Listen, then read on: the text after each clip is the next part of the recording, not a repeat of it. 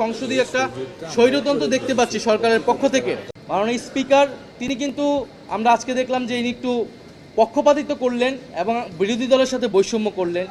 বিরোধী দল অসহিষ্ণু এই ধরনের একটা ইঙ্গিত উনি দেওয়ার চেষ্টা করলেন। কিন্তু আমরা যদি বিএনপির আমলে দেখি, বিএনপি বিরোধী দলের সময় যা আচরণ করেছিল তার কিছুই কিন্তু এই বিরোধী দল করেনি। আমরা একটা সংসদীয় একটা স্বেচ্ছাচারিতা দেখতে পাচ্ছি, সংসদীয় একটা স্বৈরতন্ত্র দেখতে পাচ্ছি সরকারের পক্ষ থেকে, যেখানে স্পিকার এবং সরকার দল তারা এককভাবে এই পুরা জিনিসটা পরিচালনা করছে। সম্মানিত উপনেতা, তার আগে আমি জাস্ট 2 মিনিট একটু বলতেছি। আজকে প্রথমেই যেটা হয়েছে যে প্রশ্ন উত্তর পর্বে স্বরাষ্ট্রমন্ত্রীকে আমাদের বিরোধী দলীয় সংসদ সদস্য আবুল হাসনাত এবং বিরোধী দলীয় সংসদ সদস্য শফিকুল ইসলাম মাসুদ ওনারা স্বরাষ্ট্রমন্ত্রীকে প্রশ্ন করেছিলেন, তার সাথে বিগত 6 মাসের এই সরকার আসার পূর্বের 6 মাসে একটা তুলনামূলক আলোচনা করে প্রশ্ন করা হয়েছিল যে সরকার আইন শৃঙ্খলার পরিস্থিতি স্বরাষ্ট্রমন্ত্রী কতটা উন্নতি করতে পেরেছে নাকি পারে নাই, এবং সেই ব্যর্থতার দায় তিনি স্বীকার করেন কিনা। কারণ আমরা সারা দেশে দেখতে পাচ্ছি যে জনগণ ব্যাপক অনিরাপত্তার মধ্যে রয়েছে এবং বিভিন্ন জায়গায় খুন খারাপি ধর্ষণ হচ্ছে, বিরোধী দলের নেতাকর্মীদের উপরে দমন পীড়ন হচ্ছে, ক্যাম্পাসগুলোতে সন্ত্রাস হচ্ছে, এমপিদের উপরে আক্রমণ হচ্ছে এবং বিভিন্ন জায়গায় এরকম হামলার ঘটনা হচ্ছে। অর্থাৎ বিরোধী দল এবং সাধারণ মানুষ সবাই কিন্তু দমন পীড়নের শিকার হচ্ছে এবং যে স্বাভাবিক নিরাপত্তা সেই নিরাপত্তাটুকু কিন্তু নাই। এটা বিরোধী দলের কথা নয়, পুলিশ সদর দপ্তরের তথ্য বলেন, এটা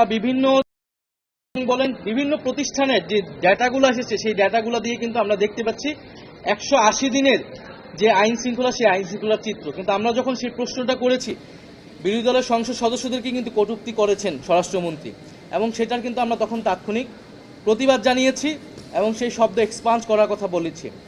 এবং মাননীয় স্পিকার তিনি কিন্তু আমরা আজকে দেখলাম যে ইনি একটু পক্ষপাতিত্ব করলেন এবং বিরোধী দলের সাথে বৈষম্য করলেন। বিরোধী দল অসহিষ্ণু এই ধরনের একটা ইঙ্গিত উনি দেওয়ার চেষ্টা করলেন। কিন্তু আমরা যদি বিএনপির আমলে দেখি, বিএনপি বিরোধী দলের সময় যা আচরণ করেছিল তার কিছুই কিন্তু এই বিরোধী দল করেনি। বরং বিগত 6 মাস আমরা সরকারকে সর্বাত্মকভাবে সহযোগিতার কথা বলেছি এবং করে এসেছি। কিন্তু যখন জনদুর্ভোগ এতটা পর্যায়ে গিয়েছে তখন জনগণের পক্ষে সে কথাটা কিন্তু আমাদেরকে বলতেই হয়।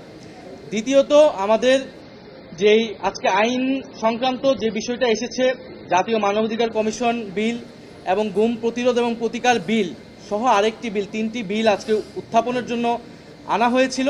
কিন্তু বিরোধী দলীয় নেতা বিরোধী দলের পক্ষ থেকে সেখানে বক্তব্য রেখেছেন এবং বলেছেন যে আমরা গণভোটের গণরায় এবং জুলাই সনদ বাস্তবায়ন এবং অন্তর্বর্তী করা সরকারের সময় যেই অধ্যাদেশগুলো ছিল গুরুত্বপূর্ণ সংস্কারের জন্য, তার মধ্যে অন্যতম হচ্ছে মানবাধিকার কমিশন এবং গুম প্রতিকার এবং গুম প্রতিরোধ।